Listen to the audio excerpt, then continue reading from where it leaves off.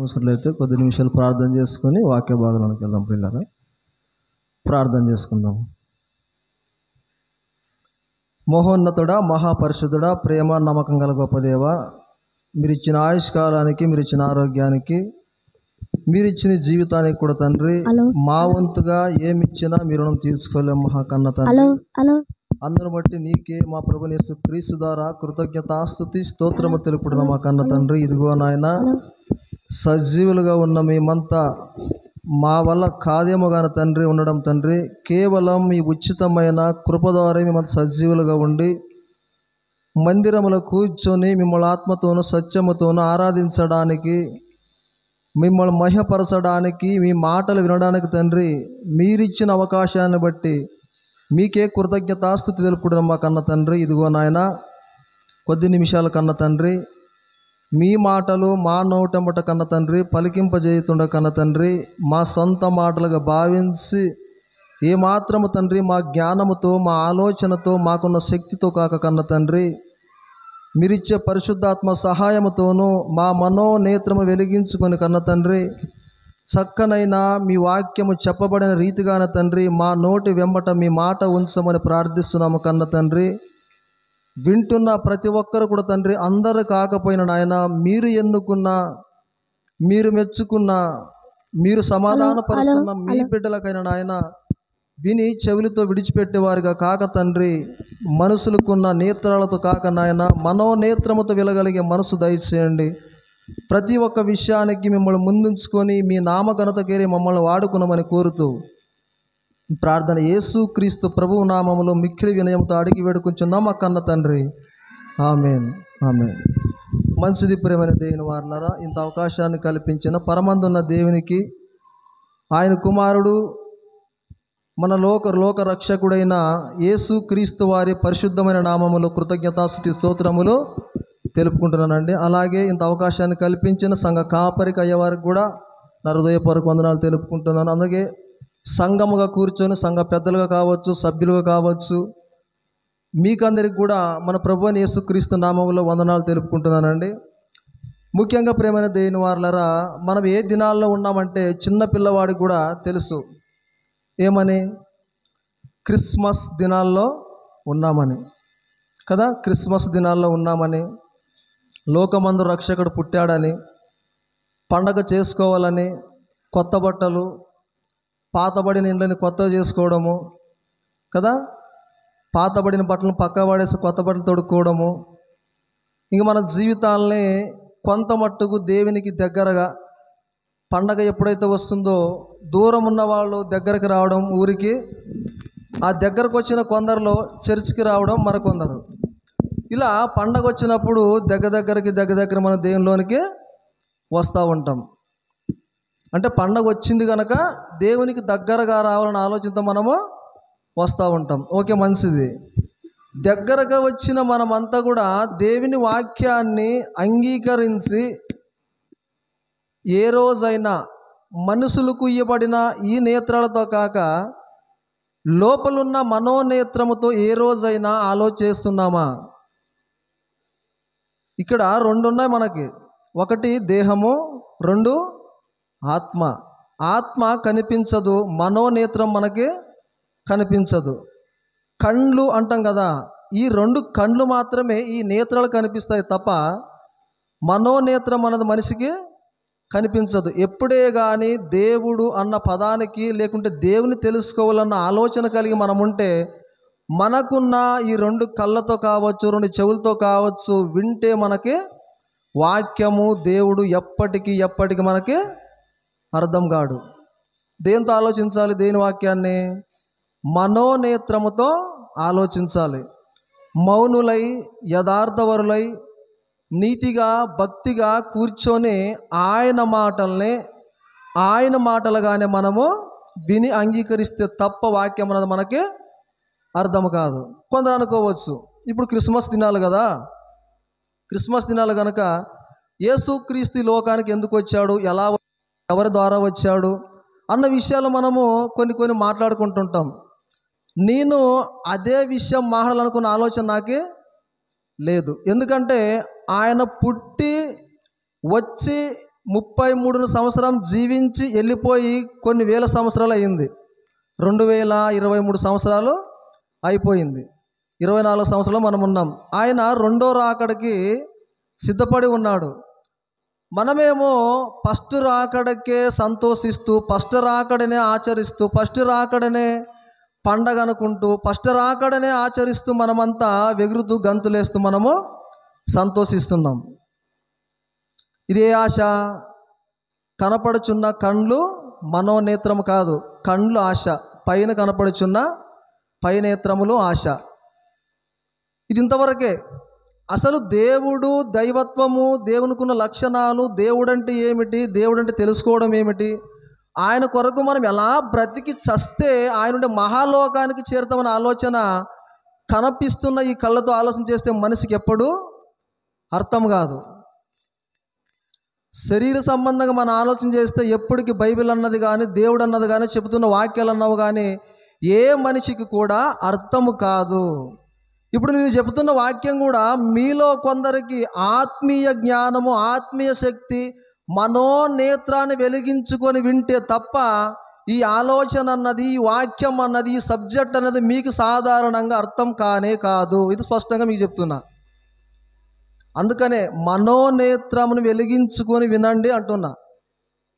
మనోనేత్రముకు తప్ప మనిషికి కనిపిస్తున్న ఈ రెండు కళ్ళకు కనిపించే వాక్యం అర్థమయ్యేది కాదు. వాక్య భాగంలోనికి వెళ్దాం ప్రియులారా. వాక్య భాగంలోనికి మనము వెళ్దాం. ప్రసంగి గ్రంథము 7వ అధ్యాయము 2వ వచనం. ప్రసంగి గ్రంథము 7వ అధ్యాయము 2వ వచనం. విందు జరుగుచున్న ఇంటికి పోవుట కంటే, ఏమంటున్నాడమ్మ దేవుడు ఇక్కడ? విందు జరుగుచున్న ఇంటికి పోవుట కంటే ప్రలాపించుచున్న వారి ఇంటికి పోవుట మేలు. చాలు. దేవుడు ఎక్కడికి వెళ్ళమంటున్నాడు మన వాళ్ళందరినీ? ఎక్కడికమ్మా? వదిలేరు కదా వాక్యం. బైబిల్ ఎవరికి లేదు? ఏమ్మా అయ్యా, దేవుడు ఏమన్నాడు, ప్రసంగి గారు ఏమన్నాడు, లేక దేవుడు రాయించిన మాటే కదా. దేవుడు ఏమంటున్నాడు? విందు జరుగుచున్న ఇంటికి పోవుట కంటే ప్రలాపించుచున్న వారి ఇంటికి పోవుట మేలు. ఇక్కడ మనకి కిందకు వచనం ఉంది. ఏముందంటే, యాలయనగా మరణం అందరికీ వచ్చును గనుక బ్రతుకు వారు దాని మనసును పెట్టుదురని వాక్యం ఉంది కదా. ఇక్కడున్న ఈ మాటకి పైన ఆ మాటకి కొద్దిగా సంబంధం తీసి మనం మాట్లాడుకుందాం. కేవలము మరణించిన వారి ఇంటికి వెళితేనే మనకి అర్థమవుతుంది అనుకుంటే, ఇక్కడ మనిషికి కనిపిస్తున్న ఈ నేత్రాలు తప్ప మనోనేత్రం అన్నది కాదు. అందుకే మీకు చెప్పాను, మనోనేత్రముతో ఎంతమంది అయితే విని మీరు గ్రహిస్తారో మీకే తెలియనిది.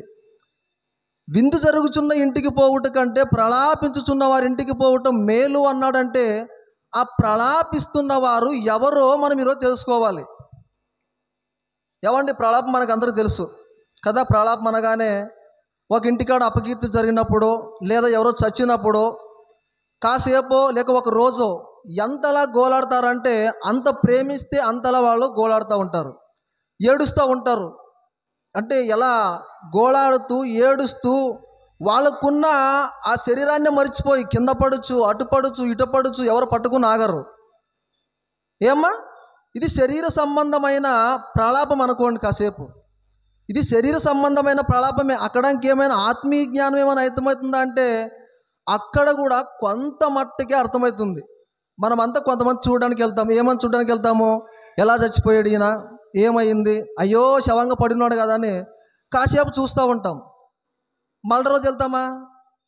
ఆ రోజు వెళ్తాము, ఒకసారి రెండుసార్లు చూసి వస్తాము, కాసేపు కన్నీళ్ళు వస్తే తీస్తాము, లేదైతే మళ్ళీ రోజు అసలే మరలే వెళ్ళమిక మాట్లాడుతూ ఉంటాం. ఈయంతేనా ప్రలాపము? నేను అంటున్నా, ఈయంతేనా ప్రలాపము అంటే, ఒక 10 నిమిషాలు వెళ్ళేస్తే ఏమర్థమైంది, ఒక అరగంట సేపు కూర్చుంటే మనకేమర్థమైంది, చచ్చిన శవం దగ్గరికి మనకి వెళ్తే ఏమర్థమైంది? అక్కడ ఏమైనా అర్థమవుతుందా? వాళ్ళు ఏడిసే గోడును బట్టి కదా మనకు అర్థమయ్యేది. ఆయన ఎలా బ్రతికాడో, ఎలా జీవించాడో, ఎలా మాట్లాడేవాడో, ఎలా కూర్చునేవాడో, ఏం మాట్లాడేవాడో అని చూస్తాం. కాసేపు వాళ్ళ మాటలు బట్టి కొంచెంసేపు మనకి దుఃఖం వస్తూ ఉంటుంది. లేదా ఇన్ని రోజులు బ్రతికాడు కదా, కంటికి కనపడకుండా వెళ్ళిపోయాడు కదా, ఇక రాడు కదా. ఈ దేహం అన్నది పడిపోయింది కదా, మెదలతలేదు, కదులుతలేదు, ఇందులో నుంచి ఏదో వెళ్ళిపోయిందని కొంతవరకు ఆలోచన చేస్తే అయ్యో ఈ భూయాత్ర మనకి ఎప్పుడో ఒక రోజు విడిచిపెట్టి వెళ్ళిపోవాల్సిందే కదా అని కొంతవరకు మనకి అర్థమవుతూ ఉంటుంది. అసలు అందుకే నేను అన్నాను, మరలా అదే మాట అంటాను, మనోనేత్రం వెలిగించుకొని ఈ వాక్యం వింటే తప్ప అర్థం కాదు. ఎవరు ప్రలాపించేవారు, ఎవరి కొరకు ప్రలాపించేవారు, ఎందుకు ప్రలాపించేవారు? వాళ్ళు ఒక రోజే కదా వాళ్ళు ప్రలాపిస్తున్నది. ఒక రోజులో అర్థం చేసుకునే మనిషి ఎవడైనా ఉన్నాడా అంటున్న ప్రశ్న నాది. ఇప్పుడు ఒక మనిషి చచ్చిపోయాడు కదా, అక్కడికి మనం అందరం వెళ్తాం కదా, చూడడానికి వెళ్తాం కదా. ఆ రోజు ఏమైనా వాస్తవము అవాస్తవము, మనిషి అన్నవాడు మరణించి వెళ్ళిపోయాడు, ఇందులో నుంచి ఏదో వెళ్ళిపోయింది, ఏదో లేదు కదా, కదులుతలేదు కదా అంటే మన జీవితాలు ఇంతేనా అని తెలుసుకొని ఏ మనిషి అయినా భక్తితోనూ భయముతోనూ ఆశలు విడిచిపెట్టి ఆశలు విడిచిపెట్టి దేవుని తెలుసుకుంటూ భక్తి భయం అన్నది ఏమన్నా అర్థమయ్యిందా అని నేను ప్రశ్నిస్తున్నా. కొంతవరకే కదా. 1 గంట, అరగంట, 2 గంటలు, 3 గంటలు మళ్ళా రోజుకల్లా శవము ఉండదు, ఆ దుఃఖము ఉండదు. అంటా ఉంటారు, ఎందుకు ఏడుస్తావులే, పోయినవాడు పోయాడు, నీవైనా బాగా ఉండు, పిల్లల్ని ఎవరు చూసుకుంటారు, తల్లిదండ్రులు ఎవరు చూసుకుంటారు, బ్రతుకు ఇంకా చాలా ఉంది, పోయినవాడు ఏమో చేసి వెళ్ళిపోయాడు, ఆయన గురించి ఎందుకు నీవు ఏడుస్తావు, ఎందుకు అలా దుఃఖిస్తావు అంటారు. ఈ మాట వాస్తవమా అవాస్తవమా? ఏమా వాస్తవమా అవాస్తవమా? వాస్తవమే కదా. అక్కడ ఏమన్నా రోజంతా ఏడుచుకుంటుంటామా? 2 రోజుల పాటు ఏడుస్తామా? 3 రోజులు ఏడుస్తామా? దుఃఖం వస్తే అరగంట. ఎందుకంటే మనిషికి అర్థం అవ్వట్లేదు ప్రలాపించువారంటే ఎవరు, అసలు ఎందుకు ప్రలాపిస్తారు వాళ్ళు, దేని విషయమే ప్రలాపిస్తారు వాళ్ళు, ఎందుకు వాళ్ళ మనసుల్లో వేదన రగులుతుంది. ఎవరో ప్రలాపించేవారు దేని కొరకు ప్రలాపించేవారు? ఈ లోక అడియాశల కొరక, లేకుంటే ఈ దేహాన్ని చూసి ఏదో వెళ్ళిపోయిందని కొంత మట్టుకు ఆలోచన చేసి మరలా మరిచిపోయి మన సంసారాలు మన జీవితాలను బాగా చేసుకోవడానికి ఆలోచన చేసేవారా? లేదా ప్రలాపించువారు అంటే దేని కొరకు ప్రలాపించేవారు, ఏ విషయానికి ప్రలాపించేవారు, ఏమి రగులుతుందో వాళ్ళ దగ్గర, ఏమి అందులో రగిలిపోతుంది, దేని కొరకు రగిలిపోతుంది, ఎందుకు ప్రలాపిస్తున్నారు, ఎందుకు వేదన చెందుతున్నారు, ఎందుకు దుఃఖిస్తున్నారు, ఎందుకు ఆలోచన చేస్తున్నారు, ఎందుకు కృంగిపోతున్నారు అన్న ఆలోచన మనిషికి కదలట్లేదు. మన మనోనేత్రం వెలిగించుకొని మనము ఆలోచన చేయట్లేదు. ప్రలాపం అనగానే, దుఃఖం అనగానే చనిపోయిన వాడికి ఇంటికి వెళ్ళు, లేకుంటే దుఃఖం కలిగిన వాడి ఇంటికి వెళ్ళు, కాసేపు చూసి వచ్చేసేయి, అక్కడ ఏదో జీవిత పరమార్థం అర్థమవుతుంది అనుకుంటే, అలా అర్థమై ఉంటే ఈ పాటికి చాలామంది చచ్చిపోయారు, మనమంతా చూసిన వాళ్ళే ఉన్నాము, ఈ పాటికైనా మనకు వాస్తవం అవాస్తవం ఏంటో తెలిసిపోయేది. అందులో రూపాయి అంటే పావల భాగం మాత్రమే పరమార్థం ఉంది, 30 భాగం పరమార్థం ఎక్కడుందో తెలుసా? ఒకసారి వాక్యం తీయండి. యోహాను రాసిన సువార్త, క్షమించండి, యోహాను రాసిన సువార్త 16వ అధ్యాయము, యోహాను రాసిన సువార్త 16వ అధ్యాయము 20వ వచనం. 16వ అధ్యాయము 20వ వచనం ఒకసారి అవుతారా? మీరు ఏడ్చి ప్రలాపింతురు గాని. ఇక్కడ ఎవరితో చెబుతున్నారు? ఏమ్మా, మనసు ఇటు ఉంచాలి. కాస్త పిల్లల్ని ఎవరైనా భద్రపరచండి, దయచేసి పిల్లల్ని భద్రపరచండి, డిస్టర్బ్ చేయకండి. అటు ఇటు చూడకుండా మీరు తల వంచుకొని ఉన్నా పర్వాలేదు, కానీ చెబుతున్న మాట మనసుల్లో ఉంచుకుంటే వాస్తవం, అది చాలు. ఏమ్మా, తలదించుకొని ఉన్నా పర్వాలేదు, కానీ వాక్యం మనసులో నింపుకుంటే అదే చాలు. అదే దేవుడు కోరుకుంటున్నాడు. ఏమండి, పోతారా మాట ఒకసారి? మీరు ఏడ్చి యోహాను రాసిన సువార్త 16వ అధ్యాయము 20వ వచనం. మీరు ఏడ్చి ప్రలాపింతురు గాని లోకము సంతోషిస్తుంది. ఎవరు ఏడుస్తున్నారు ఇక్కడ? ఏమ్మా, ఎవరు ఏడుస్తున్నారు ఇక్కడ? యేసుక్రీస్తు ఇంకా కొన్ని రోజులు సిలువ వేస్తుంటే శిష్యులు అనుకుంటున్నారంట, అయ్యో ప్రభువా, ఇక వెళ్ళిపోతున్నావు కదా, ఈ లోకాన్ని విడిచిపెట్టేసి, నిన్ను చంపేస్తారని చెప్పావు కదా, నీవు వెళ్ళిపోతే మాకు దిక్కెవరు, నీవు వెళ్ళిపోతే మాకు ఆదరణ ఎవరు, నీవు వెళ్ళిపోతే మాకు అన్నం పెట్టేది ఎవరు, నీవు వెళ్ళిపోతే మాకు బోధించేది ఎవరని శిష్యులు ఏడుస్తున్నారా? మనకు అక్కడ అలాగే కనిపిస్తుంది కదా, అలాగే కనిపిస్తుందా అమ్మా? ఒక్కసారి ఇదే మాట చివరికి వచ్చి కిందికి అలా అలా ఓదుకుంటూ వెళ్తే వాళ్ళు ఎందుకు ఏడాల్సి వస్తుంది, ఎందుకు ప్రలాపిస్తున్నారో, ఎందుకు ప్రలాపించాలో అన్న ఆలోచన మనకి ఖచ్చితంగా కదులుతుంది. మరలా ఆ మాట స్టార్టింగ్లో అలాగే కిందికి పోదండి, అలాగే కిందికి పోదండి. అయితే స్త్రీ ప్రసవించినప్పుడు ఆమె గడియ వచ్చాను గనుక ఆమె వేదన పడును. అయితే శిశువు పుట్టగానే లోకమందొకడు పుట్టెనను సంతోషము చేత ఆమె ఆ వేదన మరి జ్ఞాపకము చేసుకున్నదు. అంటే ఎప్పుడైతే స్త్రీ వేదన పడుచుందో, ఆ డెలివరీ ఎప్పుడైతే అయిపోతుందో, ఇక నాకు కుమార్తె పుట్టింది, నాకు కుమారుడు పుట్టాడు, నా వేదన మరిచిపోయాను, నాకు కుమారుడు పుట్టాడని ఆ కుమారుడు చూసుకొని ఎప్పుడైతే ఆమె సంతోషిస్తూ ఉంటుంది, ఆ తర్వాత ఏం చేస్తుందంటే ఆ వేదన మరలా ఆమె జ్ఞాపకము చేసుకున్నదు. అంటే ఆమెకు డెలివరీ అయిపోతే తప్ప అంతవరకు ఆమె వేదన అలాగే రగులుతూ ఉంటుంది, అలాగే ప్రలాపిస్తూ ఉంటుంది, ఆమె అలాగే ఆమె దుఃఖిస్తూ ఉంటుంది. పుట్టక ముందు ఆమె వేదన ఎలా ఉంటుందో పుట్టితే తప్ప ఆమె మరవదు. పుట్టాలి ఖచ్చితంగా, శిశువు పుడితేనే ఆమె సంతోషిస్తుంది. ఇక నా బాధ, నా భారము, నా ప్రలాపము తగ్గింది కనుక నేను సంతోషిస్తాను అని స్త్రీ అనుకుంటుంది. అవునా కదమ్మా? కిందికి పోదండి ఆ మాట, అలాగే కిందికి పోదండి. అటువలే మీరును ఇప్పుడు దుఃఖించుచున్నారు గాని మిమ్మును మరలా చూచెదను, అప్పుడు మీ హృదయమును సంతోషించును, మీ సంతోషము ఎవడును మీ యొద్ద నుండి తీసివేయడు. ఇక్కడ బాగా అర్థమైంది మీకు ఏమైనా? నేను మరలా చూస్తా ఎప్పుడు? చచ్చిపోయి వచ్చిన 3 రోజుల తర్వాత కాదు సుమా. ఆలోచన బాగా చేయండి, అందుకే అన్నాను నేను, మనోనేత్రం వెలిగించుకుని చూడండి. చచ్చిపోయి యేసుక్రీస్తు 3వ రోజు తిరిగి వచ్చిన తర్వాత చూశారు కొందరు, ఉన్నాడు 40 రోజులు పైగా ఆయన, అయినంత మాత్రం వాళ్ళకి ఏం సంతోషం లేదు సుమా. ఇది బాగా గ్రహించాలి. యేసుక్రీస్తు తిరిగి వచ్చిన తర్వాత వాళ్ళు బాగా సంతోషించుకుంటూ బిల్డింగ్లు కట్టేసి ఆస్తులు సంపాదించుకొని, ఆహా ఇక యేసుక్రీస్తుని మేము చూసేసాం, ఇంక సాలు ప్రభువా ఇక్కడేమో సంతోషిస్తాం అనుకోలేదు. ఇది బాగా ఆలోచించాలి మనము. ఈ గడియ ఎప్పుడు వస్తుంది, ఈ సంతోషం ఎప్పుడు వస్తుంది వాళ్ళకి, అది మనం ఆలోచించాలి. వాళ్ళు ఏడుస్తున్నారు, ప్రలాపిస్తున్నారు, దుఃఖిస్తున్నారు. స్త్రీ ఎలాగైతే వేదన పడుచుందో అలాంటి వేదన పడుచున్నారు.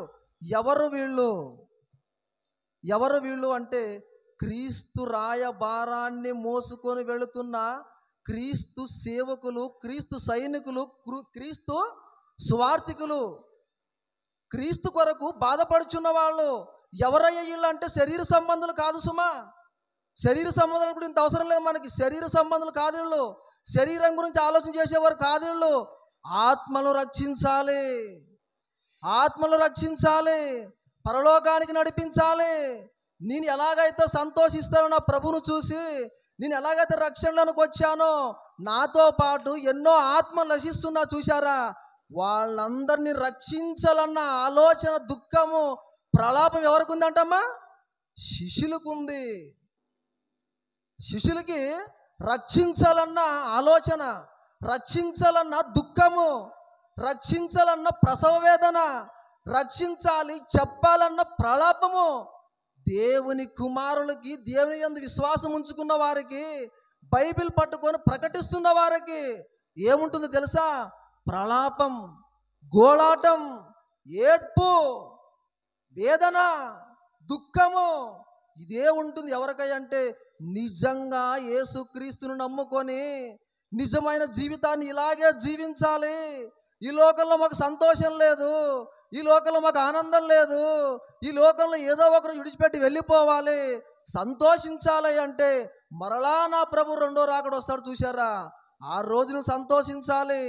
అలాంటి ఆత్మల్ని సంపాదించాలి, అలాంటి ఆయన పేరు తెలియని ప్రజల దగ్గరికి వెళ్ళి చెప్పాలి.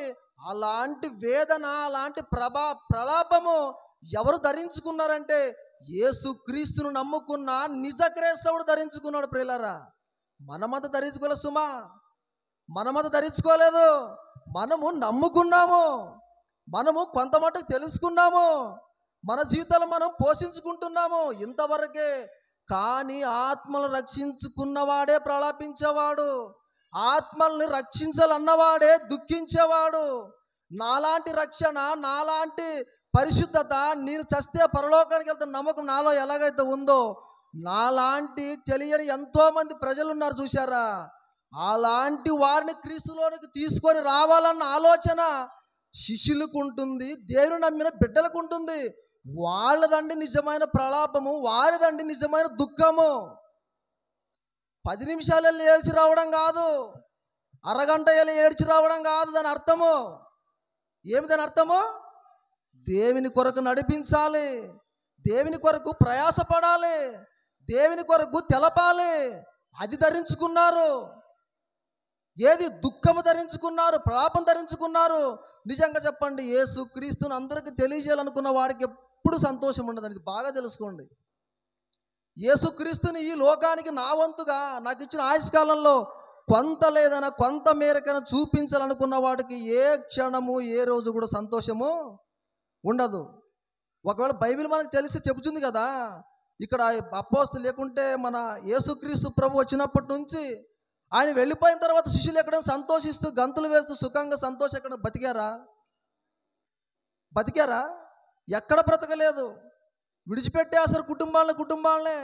రాజ్యాలు చేరిపోయారు, దేశాలకే చేరిపోయారు. ఇండ్లు వదులుకున్నారు, ఆశలు వదులుకున్నారు. దేని కొరకు తెలపాలి, దేని కొరకు కొన్ని ఆత్మలు నడిపించాలి, అది ధరించుకున్నారు వాళ్ళు. అలా ప్రలాపిస్తున్నారు, లోపల ఆత్మీయంగా ప్రలాపిస్తున్నారు వారు. మన శరీర సంబంధమైన ప్రలాపం కాదు సుమాది. ఎప్పుడు మనకు కనిపిస్తున్న కళ్ళతో ఎప్పుడు ఆలోచించకండి. మనోనేత్రాన్ని కాస్త పదును పెట్టండి, అర్థమవుతుంది ఆ వాక్యం ఏంటో. మనోనేత్రంతో తప్ప మనిషి కనపడుతున్న నేత్రాలతో ఎప్పుడు వాక్యం అన్నది మనకి అర్థం కాదు. ఎందుకు ప్రలాపం నీకంటే ఆత్మలు రక్షించాలి. ఎవరిని ఒక్కరైనా చచ్చేలోపు నాతో పాటు ఒక్కరైనా తీసుకొని వెళ్ళాలి కదా. అందుకన్నాడు ఆయన, కొందరినైనా అగ్ని నుంచి లాగినట్లు లాగండి అన్నాడు. తమాషకన్నాడు ఆ మాట. అంత సులుభమా? ఒక మనిషిని దేవునిలోకి తీసుకొని రావడం అంత సులభమవుతుందమ్మా? ఇప్పుడు ఇంతమంది ఉన్నాం కదా మనము, ఈ 6 రోజుకల్లా కదమ్మా పండగ అయిపోతుంది, తినడం కూడా అయిపోతుంది, అవునమ్మా? మరి ఇన్ని వాక్యాలు వింటున్నాం కదా, వచ్చేసాము దేవునిలోనికి, మారాం మనమంతా పరిశుద్ధులుగా. ఇక్కడ ఉన్న వాళ్ళకి చాలామంది బాప్తిసం అంటేనే తెలియదు, ఇక తీసుకోరా అంటే నా ఇష్టం అంటారు.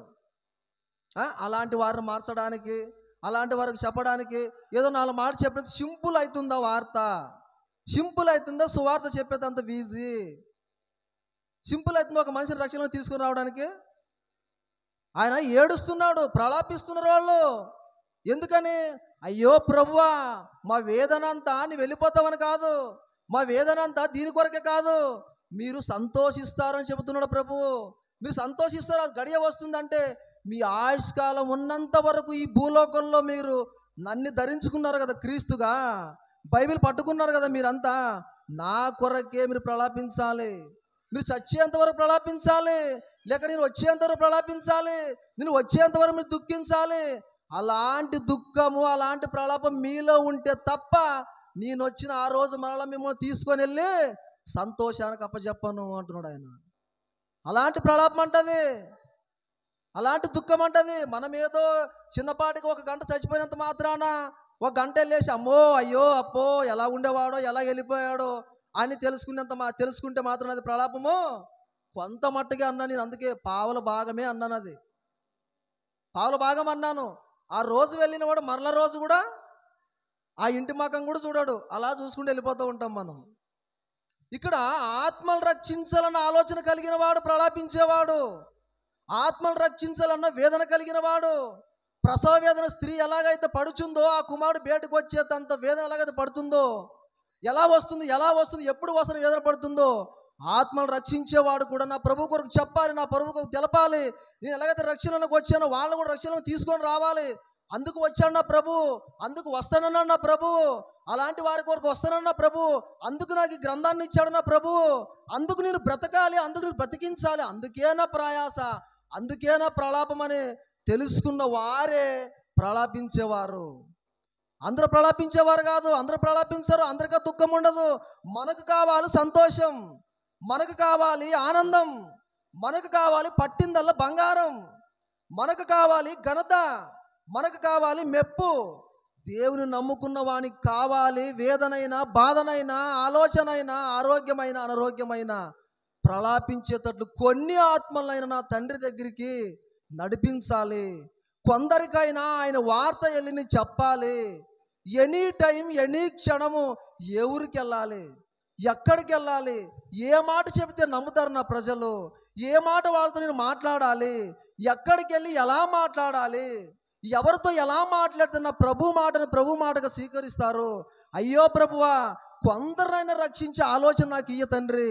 ఈ సంతోషం శాశ్వతమైంది కాదు కదా, ఈ భూలోక యాత్ర శాశ్వతమైంది కాదు కదా. ఏదో ఒకరోజు నీవు వస్తానన్నావు కదా తండ్రి, ఆ రోజు నన్ను తీసుకుని వెళ్తావు కదా. ఈ లోపు కొందరినైనా రక్షించే ఆలోచన నాలో కలిగించు తండ్రి. ఆ వేదన నాలో పుట్టించు నాయన. అందుకు కదా తండ్రి నాకు ఆయుష్నిచ్చావు, అందుకు కదా తండ్రి నన్ను రక్షణలో తీసుకున్నావు, అందుకు కదా నాయన గర్భఫలం నాలో పండించావు, అందుకు కదా నాయన బ్రతుకునిచ్చి నన్ను బ్రతికిస్తున్నావు, అందుకు కదా తండ్రి నన్ను జీవితంలో ఒక మనిషిగా నిలబెట్టావు, అందుకు కదా తండ్రి తెలివినిచ్చావు, వివేచనిచ్చావు, ఆలోచన ఇచ్చావు, ఆత్మశక్తినిచ్చావు అన్నవాడే నిజ క్రైస్తవుడు. మనం పట్టుకొని సింపుల్ బైబిల్ 10 నిమిషాలు చెప్పి వెళ్ళిపోయిన వాడు క్రైస్తవుడు కాడు. బైబిల్ పట్టుకొని చర్చకు వచ్చి మమ్మల్ని బలపరిచావు తండ్రి, మమ్మల్ని వాడుకుంటున్నావు తండ్రి, మమ్మల్ని నిలబెట్టుకున్నావు తండ్రి, మమ్మల్ని వాడుకో నాయన అంటే ఏది రాని వాడుక? ఇంట్లో ఉండి భజన చేయడం అని వాడుక, ఇంట్లో ఉండి గంతులు వేయడం అని వాడుక? ఇదా నేను కోరుకున్నది, ఇదా నిన్ను చూసి నేను సంతోషించేది? ఇలాంటి వారి కొరకు రాలేదే ప్రభు అయిన యేసుక్రీస్తు. ఆయన వెతికి రక్షించడానికి వచ్చాడు, నశించిన దానిని వెతికి రక్షించడానికి వచ్చాడు తప్ప నీకు గంతులు వేస్తామని కాదు, నీవు సంతోషిస్తావని కాదు. సంతోషం ఎవరించాలో తెలుసా? యేసుక్రీస్తు నా కొరకు జన్మించాడు, నా కొరకు వచ్చాడు. నేను పాపిని కదా, ఆయనలో కడగబడాలి కదా, ఆయనలోనికి రావాలి కదా. అనుకున్నవాడు గంతులేయాలి. నువ్వెందుకు గంతులు వేస్తావు దేవుని నమ్ముకున్న తర్వాత? నువ్వు గంతులు వేసే సమయం కాదే ఇది. నీ సంతోషించి కొత్త బట్టలు వేసుకొని డ్యాన్సులు వేసేసి నన్ను అందరూ చూసేయాలన్న సంతోషం కాదే క్రైస్తవా. ఎవరికైనా ఏమైనా అర్థమవుతుందో ప్రేమైన దేని వారలారా? సంవత్సరం మరలా వస్తుంది పండగ, బ్రతుకుంటే మరలా చూస్తామా చూడమమ్మా, మరలా అవే పాటలే పాడుకుంటాం, మరలా అవే బట్టలే వేసుకుంటాం. ఏం ఒరిగింది దేవునికి చెప్పండి? ఏమైనా ఒరిగిందా? నీ ద్వారా నా ద్వారా ఏమైనా ఒరిగిందా? ఏం చేసాం చెప్పండి? మనము దేవుడు మనమల్ని మర్చుకొని మనమల్ని చూసేసి, బలా మంచి దాసుడా, నా కొరకు బాగా పోషించావురా, నా కొరకు బాగా చెప్పావురా, నా కొరకు భలే కష్టపడ్డావురా, అందుకురా నేను కన్నాను, అందుకురా నీకు ఇచ్చాను, బలా నమ్మకమైన దాసుడా అని నిలబెడతాడా? మళ్ళాంటి వారిని చూసి పండగ వస్తే బాగా చేసేసుకుంటాం చాలు. ఇలా ఉండి చచ్చే పరలోకం వస్తుందా మనకి? చాలా కష్టం అండి బాబు. బైబిల్లో ఒక మాట ఉంటుంది, పిలువబడిన వారంట అనేక మంది. ఊరల్లో పిలువబడినామా? ఇవాళ రోజు చూడండి చర్చ ఎలా నిండిపోతుందో. పిలువబడిన వారు అనేకులు, ఏర్పరచబడిన వారు కొద్దిమంది అన్నాడు ఆయన.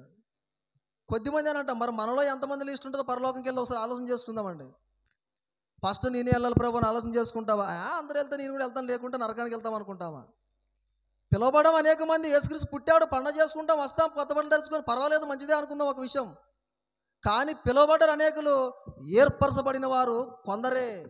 అందులో గట్టిత్నాలు ఎన్నో, తాళెన్నో. తూరితే గాలి వస్తే, యేసుక్రీస్తు వస్తే, నీ మరణం వస్తే ఆ రోజనే తెలుస్తుంది. ఆ రోజే తెలుస్తుంది, అంతవరకు ఎవరికి తెలియదు. ఎందుకంటే మనకున్నాయి కళ్ళు, నేత్రాలు మాత్రమే. మనోనేత్రం మనకి ఇంకా ఎలగలేదు. దేవుని ధరించుకున్నవారు, క్రీస్తుని ధరించుకున్నవారు ప్రలాపించేవారట. 1 గంట ఏడ్చి వచ్చేవాడు కదా ప్రలాపం అన్నది. యేసుక్రీస్తుని ధరించుకున్నవాడు అనుక్షణం ప్రలాపించాలి. యేసుక్రీస్తుని నమ్ముకున్నవాడు ఆత్మను రక్షించాలని ప్రలాపించాలి. యేసుక్రీస్తుని తెలుసుకున్న తర్వాత ఏదో ఒక్క ఆత్మను రక్షించాలని ప్రలాపించాలి. వాళ్ళకి నిజమైన క్రీస్తు బిడ్డలకే ఉండేదే ప్రలాపించేవారు. వాళ్ళే ప్రలాపిస్తారు. వాళ్ళే యేసుక్రీస్తు వచ్చిన తర్వాత సంతోషించేవారు. ప్రలాపన దానికి అర్థం ఏమో చెప్పండి. ఇప్పుడు యేసుక్రీస్తును నమ్ముకున్న తర్వాత ఆత్మను రక్షించుకుంటూ, వేదన నందుతూ, బాధ నందుతూ, దుఃఖిస్తూ ప్రలాపించేవాడే నిజమైన క్రైస్తవుడు. ఆత్మీయంగా ఆలోచన చేస్తే ఆత్మను రక్షించాలన్నవాడే ప్రలాపించే ప్రలాపము. ఇక కొద్ది నిమిషాలు ఒకే వాక్యం ఓదుకొని విడిచేస్తాం ప్రియులారా. కొద్ది నిమిషాలు. ఇర్మియా గ్రంథము 13వ అధ్యాయము. ఇర్మియా గ్రంథం 13వ అధ్యాయము 17వ వచనం. 13వ అధ్యాయము 17వ వచనం. అయినను మీరు ఆ మాట విననొల్లని ఎడల మీ గర్వమును బట్టి నేను చాటున ఏడ్చుదును. ఎవరంటున్నారు ఈ మాట? ఇర్మియా గారు అంటున్నారండి. దేవుని మాట మీరు వినరు కదా, ఇంత చెబుతున్నా మీరు వినరు కదా, నేను మిమ్మల్ని అందరూ మీ మధ్యలో నేను ఏడుస్తలేదు, చాటుకెళ్ళి ఏడుస్తున్నాను అంటున్నాడు ఆయన. ఎందుకంటే దేవుని మాట వినట్లేదు కదా, దేవుడు అంటే తెలుసుకోవట్లేదు కదా, అందుకనే చాటున వెళ్ళి నేను ఏడుస్తున్నాను అంటున్నాడు ఆయన. ఏమండి, దేవుని దాసుడే కదా ఈయన, దేవుని ప్రవక్తే కదా ఈయన, దేవుని కొరకు చెబుతున్న ఆయన కదా ఈయన, యెహోవా వాక్కు ఇతనికి కదా చెబుతున్నది ఈ మాట. ఆయన అంటున్నాడు ఏంటండి, నేను చాటున వెళ్ళి ఏడుస్తున్నానని. అంటే దేవుని నమ్ముకున్న వాళ్ళకి ఏడిపే ఉంటుందా? దేవుని నమ్ముకున్న వాళ్ళకి దుఃఖమే ఉంటుందా? దేవుని నమ్ముకున్న వాళ్ళకి ప్రలాపమే ఉంటుందా అంటే అవునండి, దేవుని నమ్ముకున్న వాళ్ళకే ప్రలాపం ఉంటుంది. దేవుని నమ్ముకున్న వాడే, దేవుని తెలుసుకున్న వాడే, దేవుడు తెలియని ప్రజలనేంటో తెలిపేవాడే, వాడికే ప్రలాపం ఉంటుంది, వాడికే దుఃఖం ఉంటుంది, వాడికే ఆవేదన ఉంటుంది తప్ప అందరికీ ఉండదు. కొందరిని చూసి మాత్రం ఉంటుంది. కొందరికి దేవుని తెలుసుకున్న వారికే అసలు సిసలైన ప్రలాపం, దుఃఖం మాత్రమే ఉంటుంది.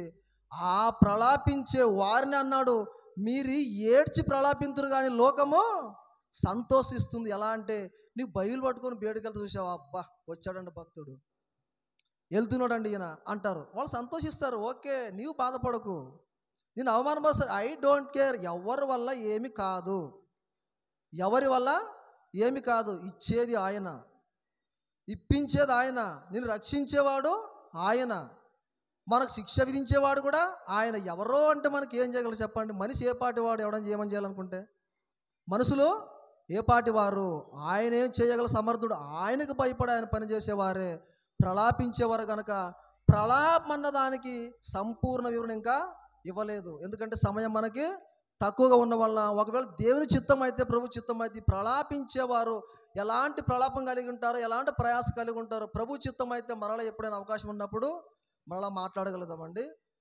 ప్రార్థన చేసుకుందాం ప్రియులారా. కన్ను మూసుకునండి, ప్రార్థన చేసి సమయాన్ని అయ్యే వరకు అప్పచెప్పుకుందాం. మహోన్నతుడా, పరిశుద్ధుడా, ప్రేమ నమ్మకం గల గొప్ప దేవ, మీరు ఇచ్చిన ఆయుష్కాలాన్ని, మీరు ఇచ్చిన ఆరోగ్యాన్ని తండ్రి, మా జీవితం మట్టుకు, మాకు ఇచ్చిన ఆయుష్కాలం మట్టుకు నాయన, మమ్మల్ని మేము చూసుకుంటూ గర్వించడానికి కాదు నాయన, మీరు ఉన్నారని, మిమ్మల్ని తెలుసుకున్నామని, మీ కొరకు తెలపాలని, మీ కొరకు తెలియజేయాలని, నశించిపోవచ్చున్న ఆత్మలు ఎందరో ఉన్నారు కనుక తండ్రి, వాళ్ళలో కొందరైనా రక్షించాలనే ఆలోచన, ఆత్మీయ జ్ఞానము, ఆరోగ్యము సజీవ లెక్కలో ఉంచారని, కొద్దిమైందైనా నిజాన్ని తెలుసుకుని బ్రతకగలిగే భాగ్యము దయచేయండి కన్న తండ్రి. చెబుతున్న మాట ఎందరో విన్న నాయన, వారందరికీ ఒకవేళ తండ్రి మనోనేత్రం వెలిగించలేకపోయిన కన్న తండ్రి, కొందరైనా కూడా తండ్రి మనోనేత్రం వెలిగించుకొని ఎందుకు ప్రలాపించాలి, దేని విషయమై ప్రలాపించని ఆలోచన మాలో పుట్టించండి కన్న తండ్రి. సర్వ సృష్టిని కలిగించిన కన్న తండ్రి, సర్వ సృష్టికి వెళ్ళి సువార్తను ప్రకటించండి దేవా. మా జీవితంలో మేము ఇక్కడే ఉండిపోతాను ఆయన, మాకు ఇచ్చిన ఆరోగ్యాన్ని, మాకు ఇచ్చిన ఆయుష్కాలాన్ని, మాకు ఇచ్చిన సమయం అంతా మీరు ఒకరోజు ఖచ్చితంగా లెక్కల్లోకి తీసుకుంటారని ఆ భయము, భక్తి, వినయం, విధేయత చూపుకుంటున్న ఆయన, మా ఆయుష్కాలం ఉన్నంత సేపు తండ్రి దుఃఖమైన, వేదనైన, సంతోషమైన, సమాధానమైన తండ్రి, కొన్ని ఊర్లు లేకున్నా కొన్ని ఊర్లు కని తండ్రి, ఒక్క ఆత్మనైనా రక్షించగల శక్తిని, సామర్థ్యాన్ని మాలో నింపండి కన్న తండ్రి. ఇటు ఆలోచన కలిగిన బిడ్డలు మీరు దీవించండి, వారి కుటుంబాన్ని చల్లగా ఉంచండి ఆయన. మమ్మల్ని శత్రువులుగా, మిత్రులుగా భావించుకుంటున్న ప్రతి ఒక్కరు మీరు దీవించండి, వారి కుటుంబాలను చల్లగా ఉంచండి కన్న తండ్రి. మీ కొరకు, మీ ఆలోచన కొరకు సజీవులమై ఉన్నామన్న ఆలోచన అందరిలో పుట్టించి, మీ అందు భక్తి, భయము, విశ్వాసం, వినయం మాలో అందరికీ నింపి తండ్రి, మీరు మహాలోకాన్ని చేర్చుకోగలిగే గొప్ప భాగ్యాన్ని మాకు అందరూ దయచేయమని కోరుతూ ఈ ప్రార్థన మా రక్షకుడు, మీ కుమారుడైన యేసు క్రీస్తు ప్రభు నామములో అడిగి వేడుకుచున్నామా కన్న తండ్రి. ఆమేన్.